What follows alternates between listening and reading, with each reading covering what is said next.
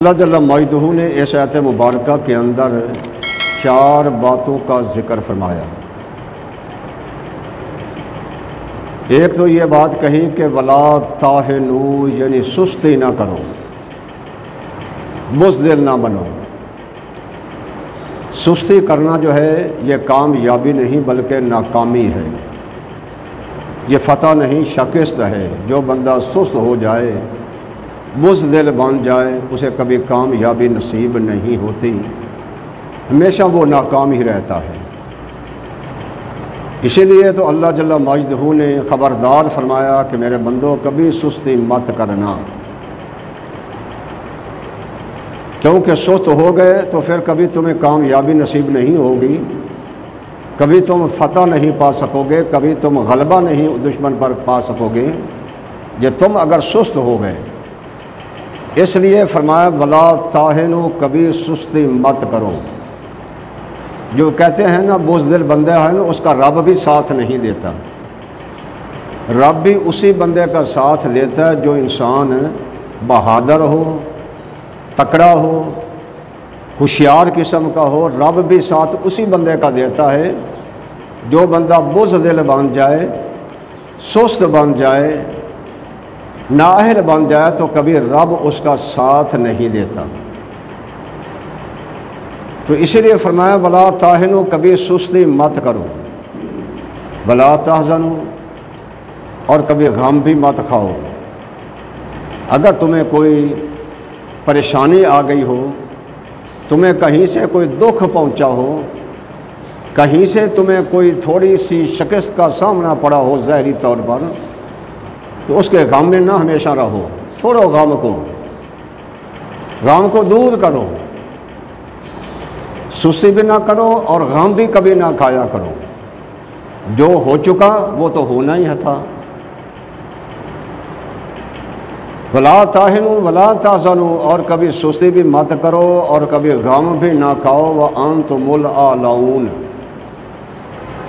فرمایا کہ تم بلند و بالا رہو گے، عظمت والے، تم ہمیشہ شان والے رہو گے، تمہاری عظمت ہمیشہ اونچی رہے گی، تمہاری شان ہمیشہ بلند و بالا رہے گی۔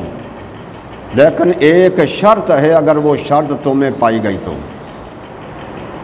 وہ کون سی شرط؟ ولا تاہنوا ولا تحزنوا وانتم الاعلون ان کنتم مؤمنین، اگر تم ایمان والے ہوئے، اگر ایمان والے ہوئے، تمہارے اندر ایمان ہوا، تم مخلص مومن ہو گئے، ظاہری طور پر بھی اور باطنی طور پر بھی تمہارے اندر اخلاص آ گیا، مخلص مومن بن گئے، تو پھر کبھی تم ناکامی جو ہے وہ تمہارے پاس نہیں آئے گی، ہمیشہ تم کامیاب و کام رہو گے اور بلند و بالا رہو گے۔ ولا تحزنوا ولا تحزنوا وانتم الاعلون ان کنتم مؤمنین، اگر تم ایمان والے ہوئے تو۔ ایمان والا ہونا یہ ضروری ہے، ایمان والا ہونا شرط ہے، نفاق نہ ہو۔ ظاہری کلمہ پڑھو اور اندر تمہارے نفاق ہو، ظاہری تم ٹھاٹھ باٹھ کے ساتھ اسلام کی باتیں کرو اور تمہارے اندر جو ہے وہ نفاق بھرا گندگی بھری ہوئی ہو، تو اس کا کوئی فائدہ نہیں ہے۔ ان کنتم مؤمنین، فرمایا اگر تم ایمان والے ہوئے تو۔ اور ایمان کس چیز کا نام ہے؟ آؤ حدیث مصطفیٰ کو اٹھا کر دیکھیں، فرمان مصطفیٰ کو اٹھا کر دیکھیں، اس زبان وحی ترجمان سے جو بات نکلی اسے دیکھیں۔ اللہ کا پیارا نبی کیا کہہ رہا ہے؟ یہ بھی اسی زبان سے بات نکلی ہے جس زبان سے قرآن بنا تھا۔ تو حضور علیہ الصلوۃ والسلام کیا ارشاد فرماتے ہیں، لا یؤمن احدکم حتی اکون احب الیہ من والدہ و والدہ والناس اجمعین۔ لوگوں، تم میں سے کوئی بھی وہ ایماندار نہیں بن سکتا جب تک کہ اپنے ماں باپ، اپنی اولاد، خیش و اقارب اور تمام مسلمانوں سے زیادہ اللہ کے نبی کے ساتھ پیار نہیں ہوگا، اللہ کے نبی کے ساتھ زیادہ محبت نہیں ہوگی، تب تک وہ ایماندار نہیں بن سکتا۔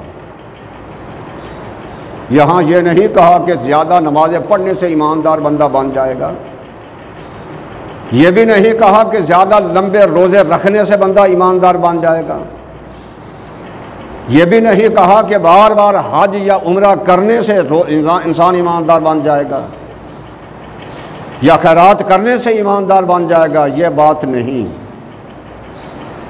ایمان اسی وقت انسان کے دل میں آتا ہے جب دل میں بھی محبت مصطفیٰ ہو اور زبان پہ بھی محبت مصطفیٰ کی باتیں ہوں، پھر وہ ایماندار ہے، ورنہ ایماندار نہیں ہے۔